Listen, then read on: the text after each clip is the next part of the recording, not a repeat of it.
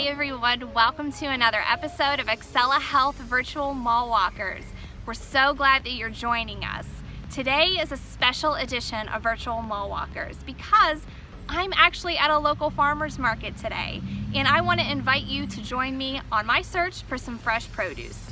But first, it's Mall Walkers Day, which means we have another featured physician presentation for you. September is National Prostate Cancer Awareness Month, and our featured presenter, Dr. Norman Jabrowski from GU Inc. Urology, will be sharing about how prostate health is measured and treatment options for those who are diagnosed with prostate cancer. Let's welcome Dr. Norman Jabrowski.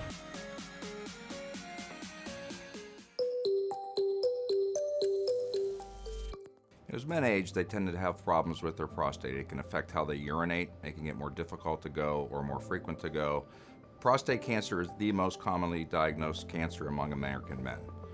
So as men age, the incidence increases and can become more of a problem. That being said, in men of advanced age, they commonly have microscopic prostate cancer that's not clinically significant. So we're really looking for the men that have prostate cancers that could potentially harm them or affect their life. It's in several ways.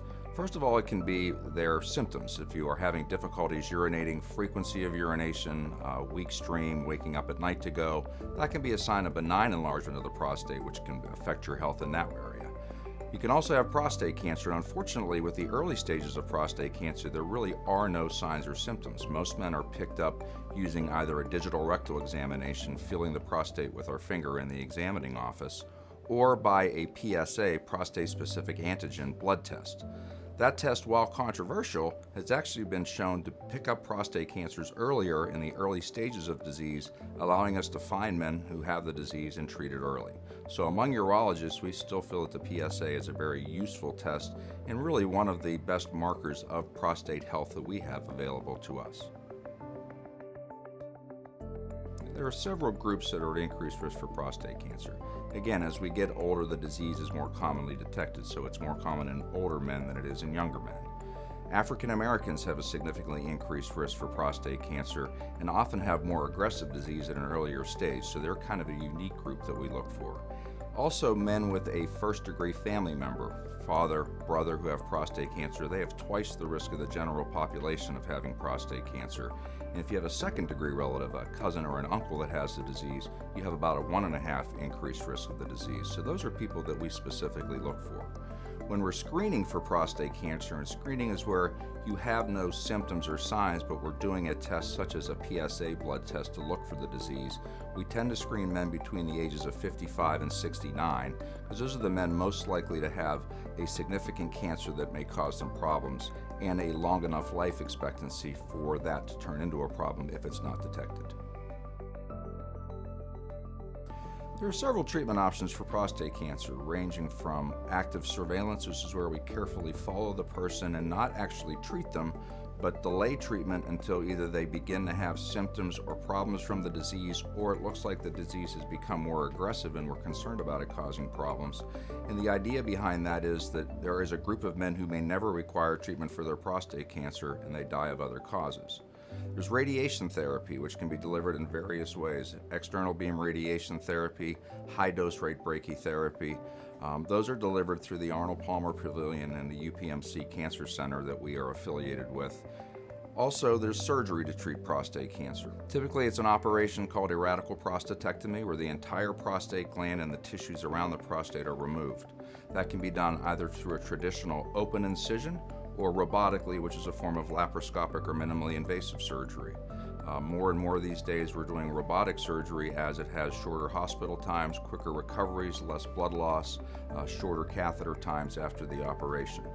Finally, in men who have advanced disease or recurrent disease, there are chemotherapies or hormonal therapies that either can be given in the urologist's office, or we also work in conjunction with our medical oncologists at the Hillman Cancer Center. I think we're very fortunate that here in Westmoreland County we have a partnership with the UPMC Hillman Cancer Institute at the Arnold Palmer Pavilion.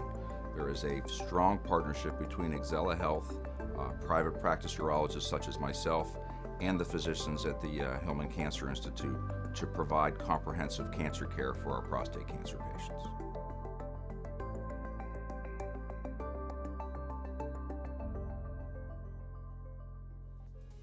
We want to thank Dr. Norman Jabrowski for educating us on prostate health and the importance of the PSA blood test.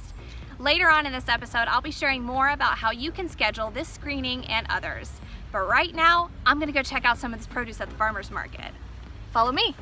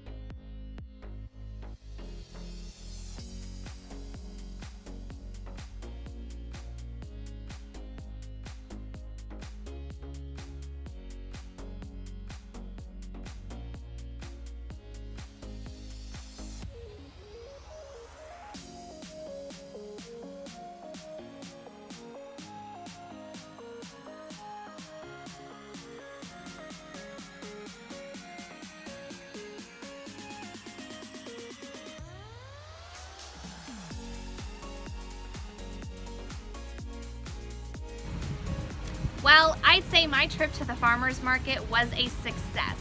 I was able to get some eggplant, some jalapenos, some peaches, and of course, bell peppers, which I believe are the topic of Dawn's cooking demonstration today. Let's check in with her and find out on another segment of What's in Your Pantry.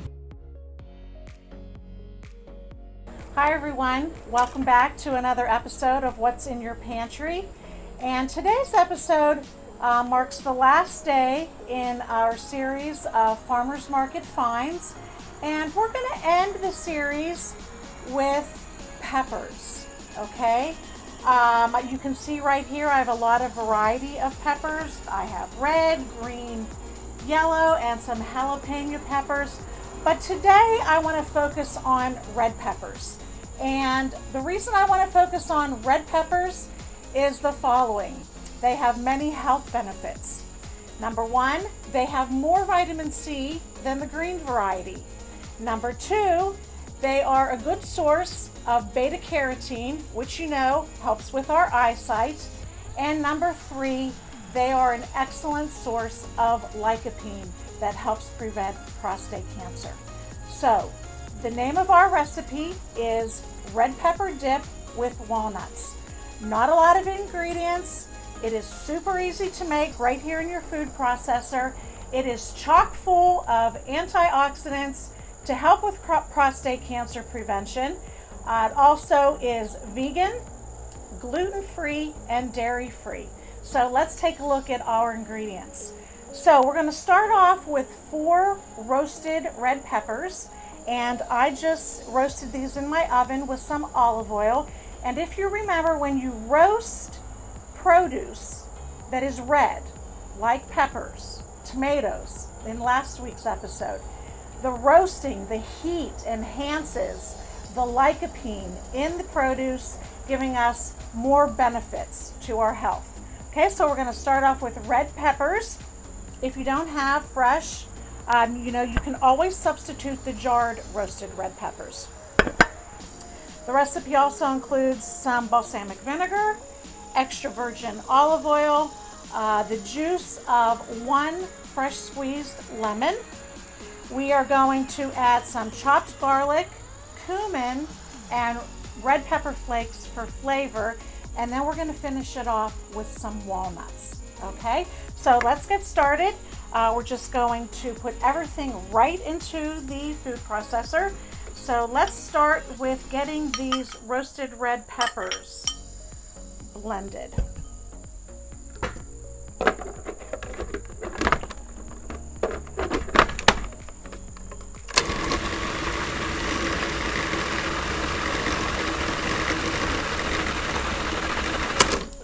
Okay, easy enough, right? So then we're going to add the liquid ingredients.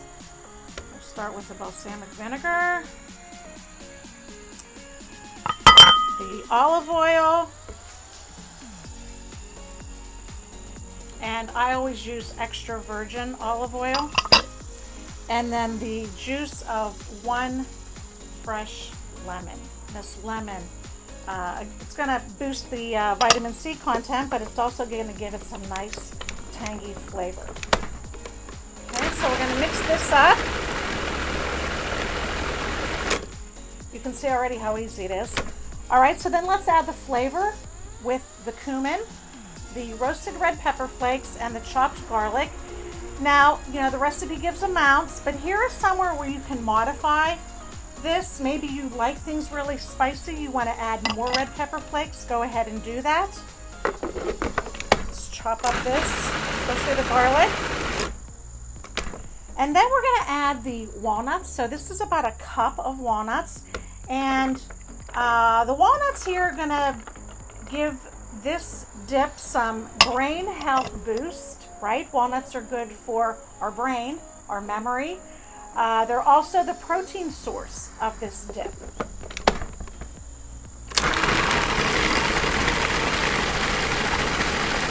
Okay, so you can just see, in no time at all, you're going to have an excellent, super healthy, colorful dip.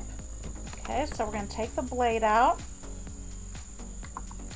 All right, we're going to serve this dip up in a nice little glass bowl.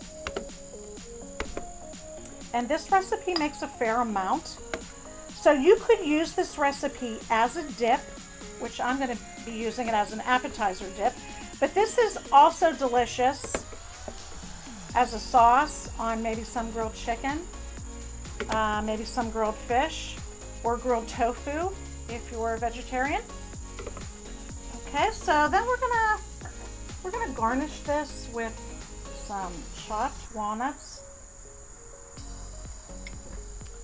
a little sprinkle of olive oil, oops, and then we're gonna garnish it with some basil too. Okay, so there you have it. This super easy dip, roasted red pepper dip with walnuts. And here I'm serving it with some cut up vegetables. So this is like a rainbow on the plate, right? I have some endive, some yellow and orange peppers with some cut up celery. Also giving it some nice crunch, or you could serve it with some pita chips. But my favorite way to eat this dip, and I've made this a lot this summer, I like to put it inside a large basil leaf, and then I just kind of roll it up and eat it like that. So it's so refreshing, and then all the flavors come together in your mouth, and it's so super delicious. Okay, so there you have our red pepper dip with walnuts. The healthy habit for today's episode is the following. So when you're at a farmer's market, try to shop early in the day to get the best selection of the antioxidant-rich produce. Okay, so a lot of the produce we focused on this month was red. So we have our red peppers, our red tomatoes, watermelon. Another good source of lycopene would be red raspberries. So try to include those in your summertime meals, okay? So remember, lycopene is good for prostate health. So, as always, thank you for joining me for this episode of What's in Your Pantry. I hope you will stay tuned, because next month we are going to start another series. And the name of the series is called Supermarket Savvy.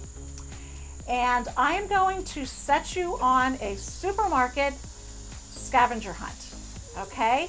So I will be giving you 3 clues to an ingredient that will be featured in the food demo for the following week, okay? So we're going to start today. So your 3 clues for the ingredient that will be featured in my next cooking demonstration are the following. Okay, so number 1, it is a native South American fruit.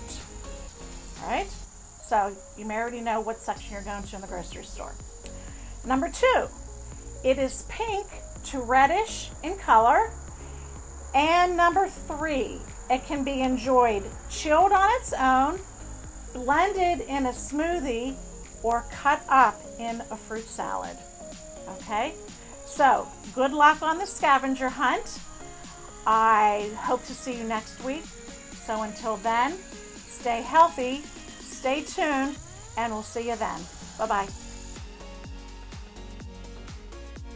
Welcome back, Mall Walkers. We hope you enjoyed our special Mall Walkers Day video, which included a physician presentation from Dr. Norman Jabrowski, Dawn's cooking video and healthy habits tip of the day, and of course, our trip to the farmer's market.